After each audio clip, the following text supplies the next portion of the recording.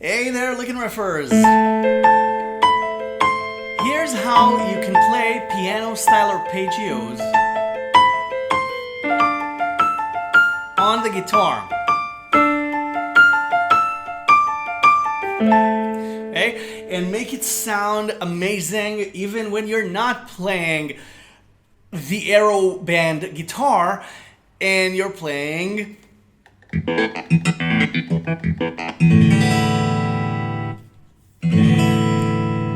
a regular acoustic or electric or classical guitar. So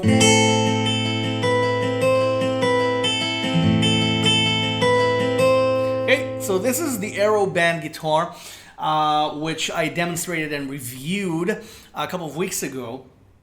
And the real cool thing here is that it's also a MIDI controller and it's touch sensitive, and that you also have a piano sound in here.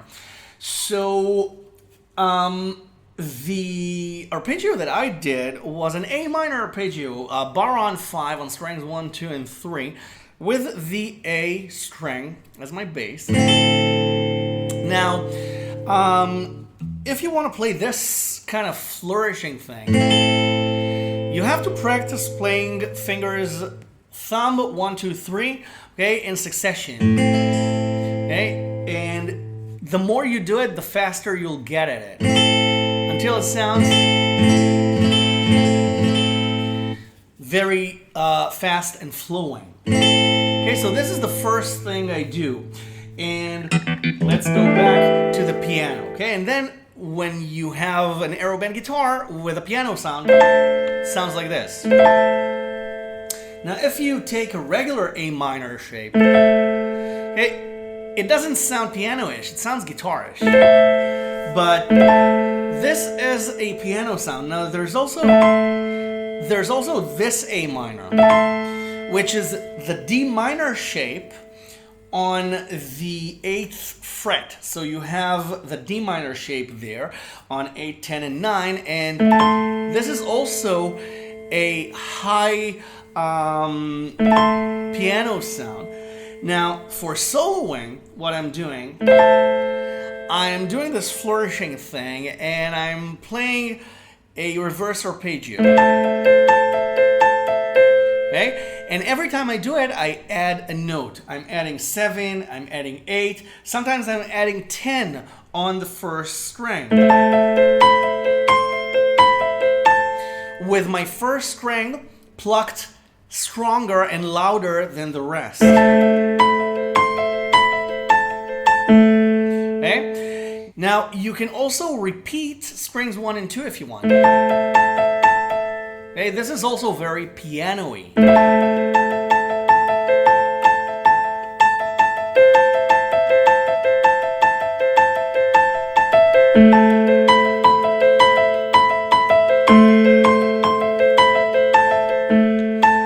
Okay, if you want 10.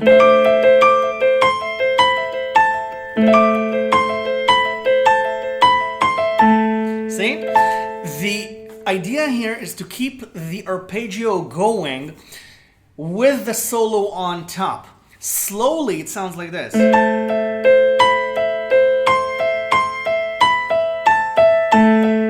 Okay, it's random. I always prefer to randomize my playing, so I keep surprising myself and I force myself to listen and be completely concentrated in my music. And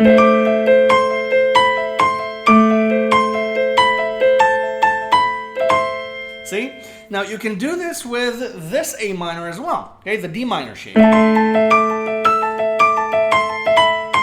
Okay, you can use 7. Now let's go back to the guitar sound, right?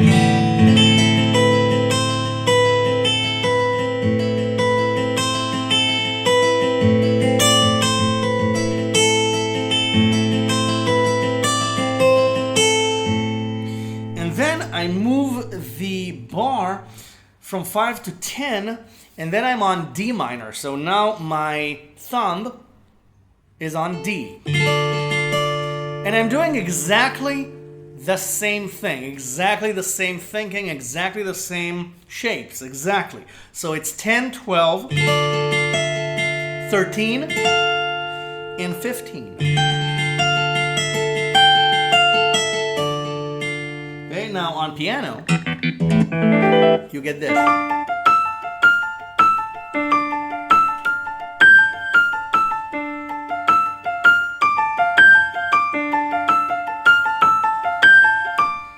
Now, once you're used to this, you can actually start mixing in the arpeggios and also playing a straight arpeggio. Okay, instead of strings 1, 2, 3, sometimes you can throw in 3, 2, 1.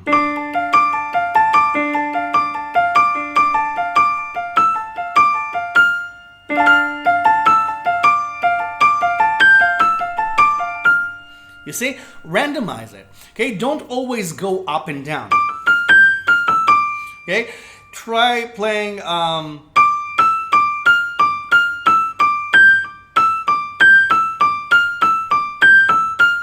Okay, all sorts of different combinations.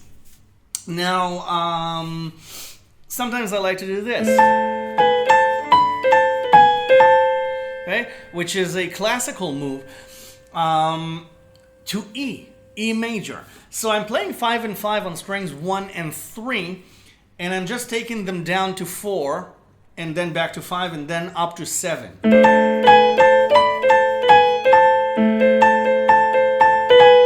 You can play the E bass if you want.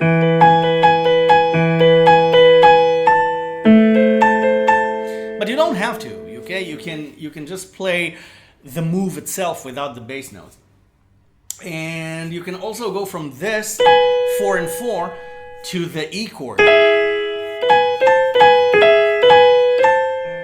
This is also very, very piano-y. So with the classical sound, okay?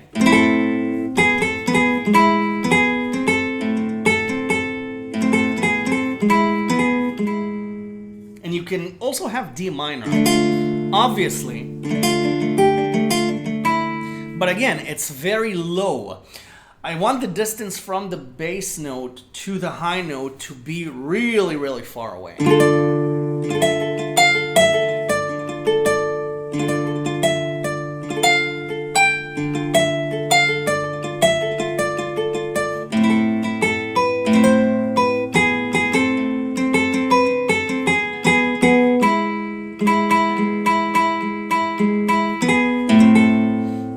So this is my thinking when I grab my AeroBand guitar and put on my favorite sound, which is the piano sound, and I just improvise.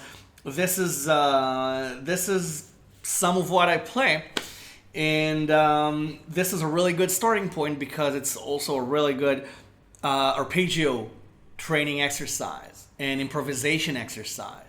So thank you, AeroBand. Once again, you can grab yourself an AeroBand guitar.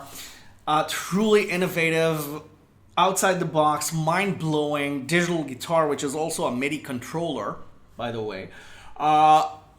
So you can grab this guitar and have a 5% discount with the link in the description, especially for you Licknriffers. So thank you so much for watching, and I'll see you in the next lesson. Thank you, AeroBand.